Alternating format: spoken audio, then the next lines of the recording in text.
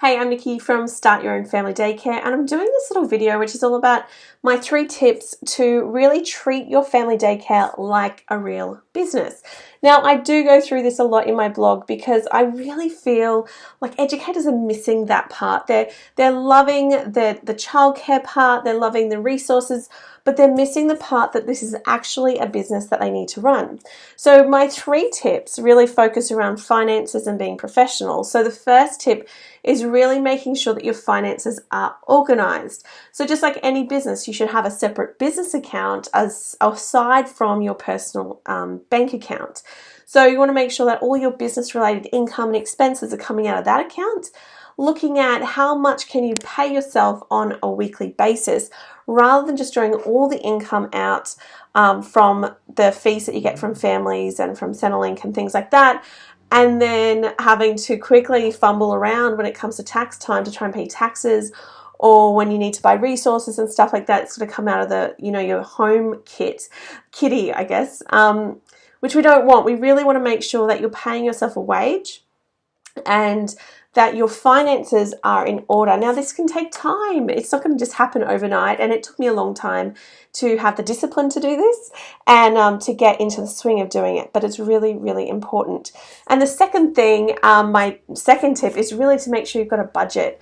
You want to know what kind of income and expenses are happening with your business. So quite often we know what kind of money is coming in because we know how many children we've got, what we charge, and how long they're here for, and all the rest of it. But we can get a little bit lost of what exactly are our expenses for family daycare, and there's quite a few. Like if you think about, we've got our insurances, whether it's just your family daycare insurance, your home and contents insurance, and your car insurance if you're using your car for business as well. Then you've got cleaning expenses, supplies if you supply nappies and all the rest of it. And then we've got our weekly expenses that we contribute, such as purchasing more resources, cooking supplies if you do cooking, painting, if you want to update some of your resources or things break and you need to replace them. So having some money in a little bit of an account that you can access when you need it is really, really important, and it will take time to build that up. But I suggest as a guideline, putting aside $20 a week to make sure that when resources need to be updated or you need some supplies, that money is there, and you're not having to pull it out of your family budget every single time you need to buy something, or you get the Aldi catalogue and it's like, wow, I need to go shopping, or Kmart has a great sale. So you want to make sure you've got an idea of what your income and expenses are. Again, this takes discipline. It's not going to happen overnight, but slowly start to work through these things to make sure that when it comes to tax time, you're not stressing out. And also your accountant's going to love you just that little bit more if you're a bit more organized when it comes to your finances. The third tip for really running your business, your family daycare like a business, is to be professional. And this goes without saying, but I really feel like it needs to be said. When it comes to your family daycare business, you are the face of your business. You are the person that these families are hiring.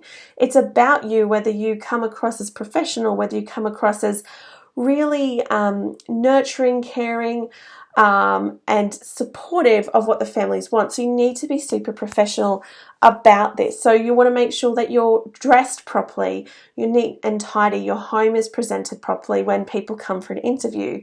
You want to make sure that you're friendly, confident that you can care for their child, speak properly, really look at how are you presenting yourself and what are people seeing when they come to you, because you are what they're paying for.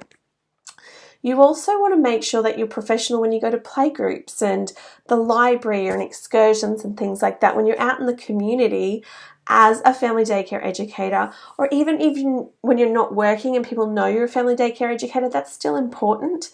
And then the last area that you need to be super professional, because this lingers a lot longer, is online. So make sure that when you're in online communities, Facebook groups and things like that, you are professional. You're not gossiping about families. You're not sharing information that you shouldn't be sharing on social media, and that your social media presence and profile is the representation that you want of you and your business to families. So it does mean if you drink and things like that on the weekends, it's going to be in public. because if it's on social media and you're putting photos and things like that, people are going to see that. So you want to make sure that your profile on any social media platform is the kind of representation you want of you and your business.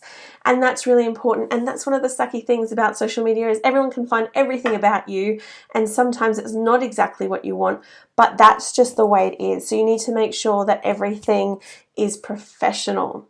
So the last bit of that is to make sure that when parents come to you, you make it super clear of what is required of them and what's required of you, making sure they're very clear on what the fees are, any other charges, pick-up times, what are their booked hours.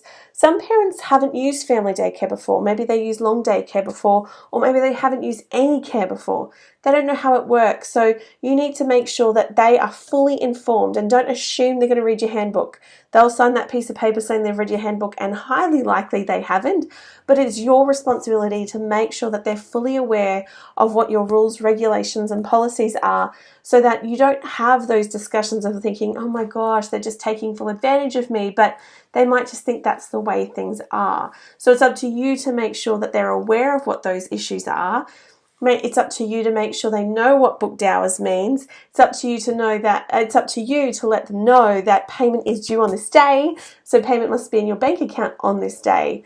You can't go moaning about that if you haven't fully informed the parents and implemented those systems in place, so that it doesn't happen where you aren't getting paid for weeks on end from any of your families. So I want you to think about that. Are you running your family daycare like a business? Because it really is a business first, because this is how you're going to keep going. It's going to be how you can continually get families and keep families happy, and everyone can be happy when everyone's aware of what the expectations are from both sides.